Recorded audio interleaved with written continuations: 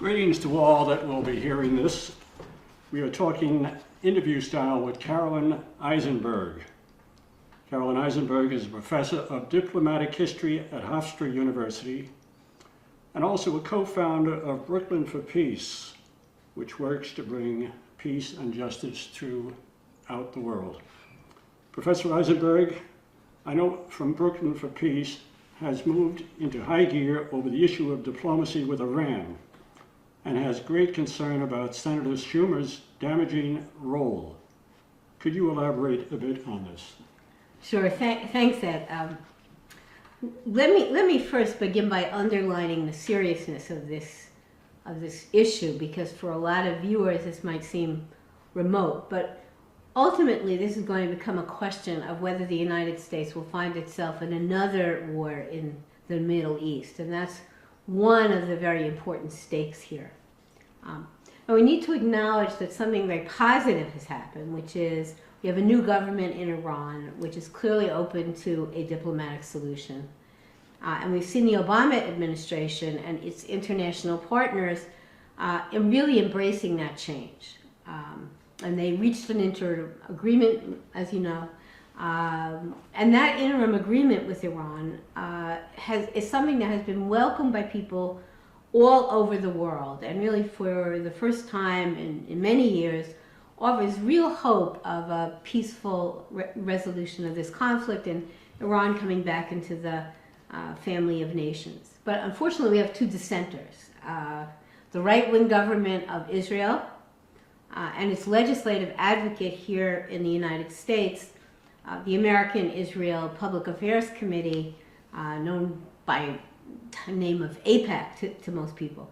And AIPAC has really mobilized against this agreement, sees a great threat to its own agenda.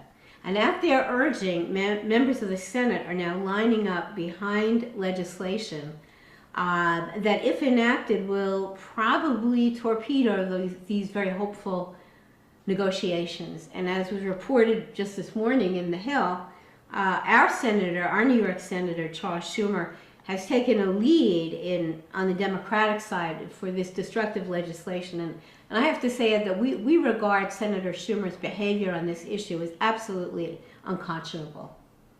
Could you say briefly what this interim deal accomplishes? Well, that's a challenge because it's complicated. But for the next 6 months, Iran has agreed to open its facilities to daily inspections. I don't think people appreciate that.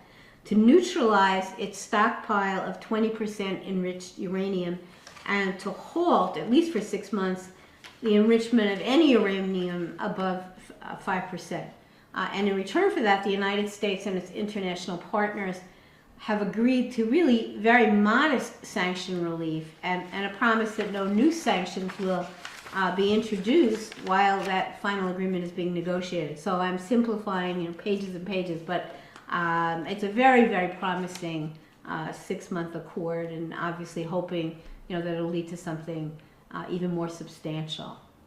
All right, so explain what's happening now in the Senate and why Brooklyn for Peace is so disturbed about Senator Schumer. Well, unfortunately, I want to put in here that both of our senators, New York Senator Schumer and Gillibrand, are now co-sponsors of a bill, S1881, a piece of legislation that is absolutely designed to torpedo these negotiations. We're emphasizing Schumer because, as a leader in the Senate, he was one of the originators of the bill. And according to news reports, he is really working very hard to pressure his colleagues in the Senate to go along. We're especially upset about his role. The Obama administration has stated very clearly that this legislation will severely handicap, or if not destroy, any hope for a diplomatic settlement. And it's virtually begging Democratic senators to hold off. But Schumer is in full throttle, and to me, he seems more responsive to what Benjamin Netanyahu says on the subject than what his President Obama says, and more responsive to AIPAC than to his own constituents. I mean, how many people here in Brooklyn want another war in the Middle East? I think you could put them in a small elevator.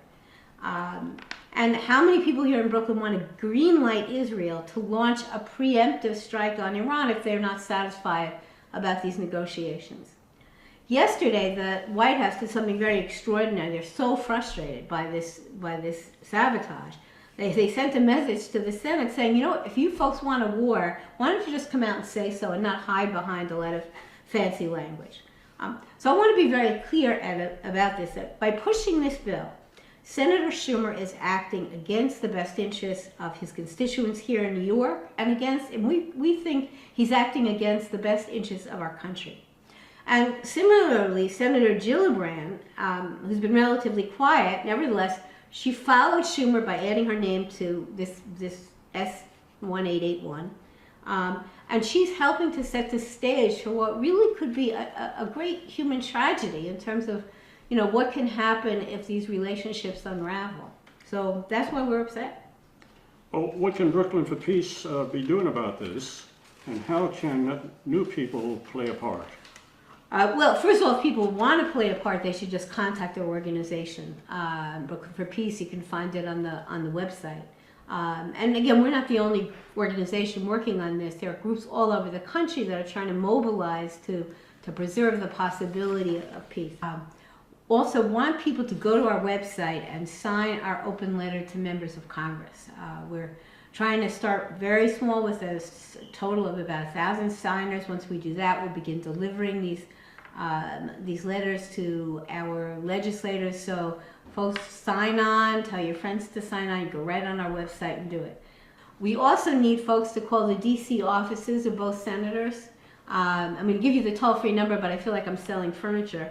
855-686-6927, and for people watching this who forget this number, it's not difficult to get the Washington offices of your senators. The staffs in these offices are counting the calls, and as a very well-funded lobbying organization, AIPAC is keeping those phones very busy. But they don't represent the majority of the public, and it's long past time that we break AIPAC's grip on our elected officials, certainly on the issue of Iran, but frankly on U.S. policy towards Israel-Palestine. Their sway over what our elected officials do is absolutely unacceptable to us. Well, thanks, Professor. That was quite complete. Could you just give us some final statements or a message that you would like to emphasize? Well, I think we're at a turning point, Ed. The Obama administration is clearly, thank heavens, trying to put a break on the endless wars we've experienced. So this is a moment that's actually fraught with hope, but it's also fraught with danger.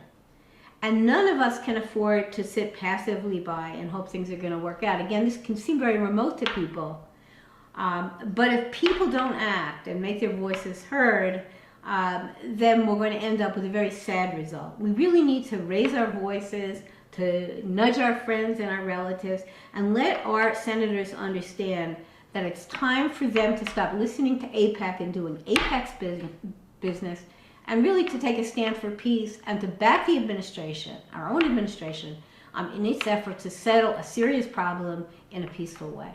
Thanks very much, and there's a lot of work to do. Thank you.